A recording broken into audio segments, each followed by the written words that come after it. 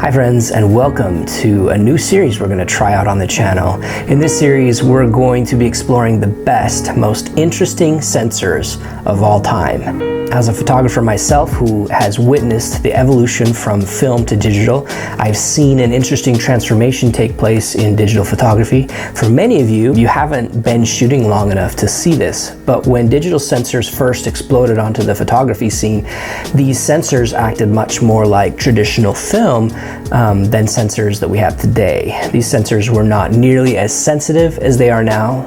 They weren't as precise. They didn't have the dynamic range. They didn't perform as well in low light. They were coupled to slow processors, which required slower shooting rates than even some automatic film cameras could provide at the time. As a result, these sensors had to come with intentionality. Designers of the sensors made decisions about how colors would be rendered because you couldn't just have everything, even when shooting in RAW. And when you have to make decisions and concessions, that means one thing: character.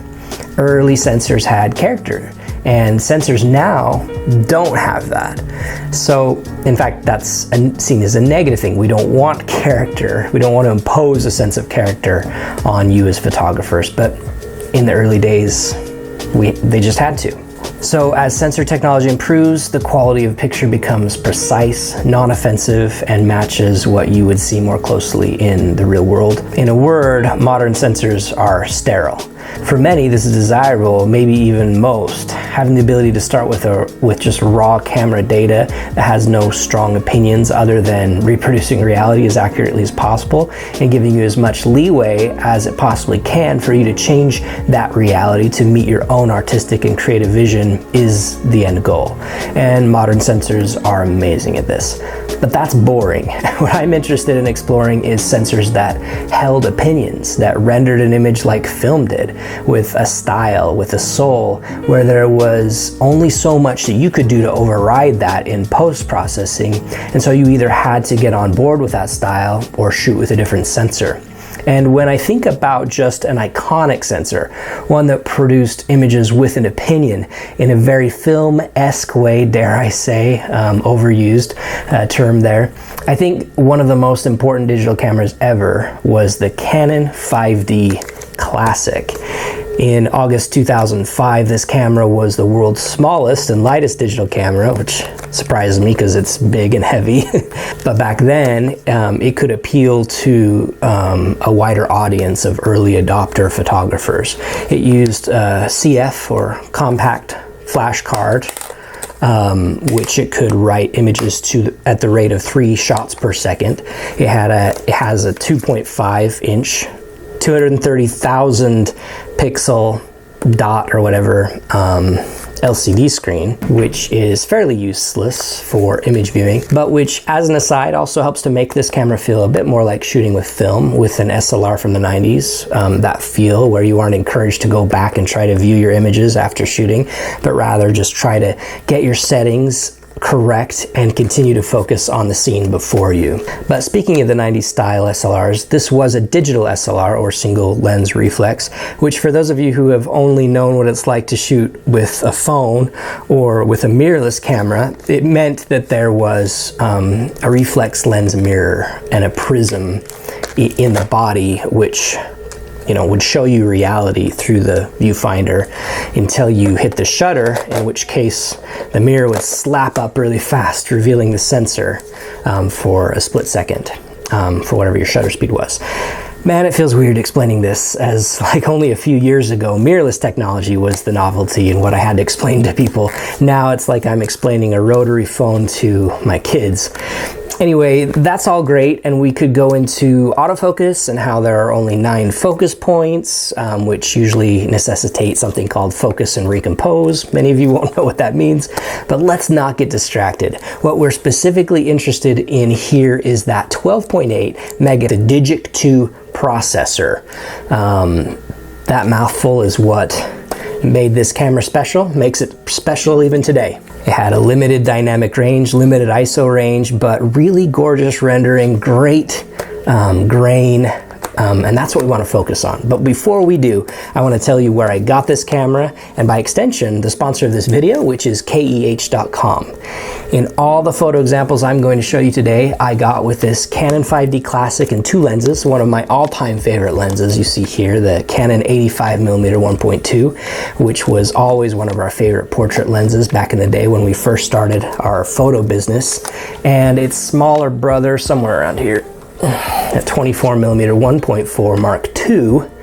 I could not believe the prices for these spectacular lenses and the camera on KEH. With just this set of gear right here, anyone could immediately begin a photography career as a portrait, landscape, street, wedding, whatever, and create just incredible photos with some of the greatest optics of all time for between $1,000 and $1,500, which even a couple years ago would not have been conceivable, and KEH is what makes that possible.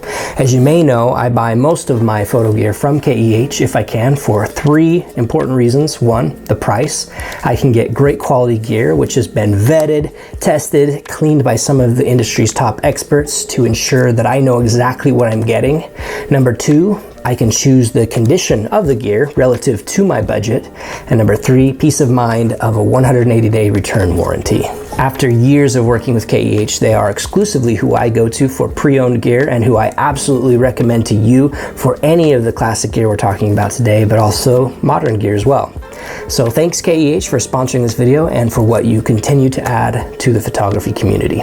All right, so let's go ahead and get to the meat of the video, and that is, as I said, the Canon 5D Classic with its beautiful sensor coupled with that Digic 2 processor and some beautiful lenses. What that classic combination gets you is a look like no modern camera can come up with without a lot of work in an editor to try to recreate it. So what is this look? How to describe it? Well, I think words won't quite work as well as examples would. So for the rest of this video, I'm just going to try to show you as many examples as I can as we talk. These photos were all shot in JPEG in standard mode with only very minor tweaks to the contrast curve after the fact in post-production. For the most part, these photos needed almost no work at all. Really, the things that I love most about the rendering here isn't complicated. You may hear from many 5D Classic shooters that shooting with a camera feels reminiscent of film in its rendering. I've heard some say it's very Kodachrome-like, and while this isn't an uncommon assertion, I'm not sure I agree with that. To me, it feels much more like Kodak Portra, where you will see some leaning to the yellows in the tonal curves. You'll notice this particularly in the shadows, and this is definitely a hallmark of Kodak film rendering in general. As I mentioned before, in auto white balance, you will see the photos trend toward the warmer side of things, and rendering will definitely appear more warm than reality.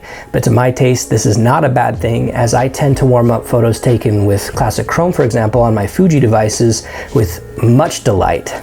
Here I don't have to do anything to get that same effect.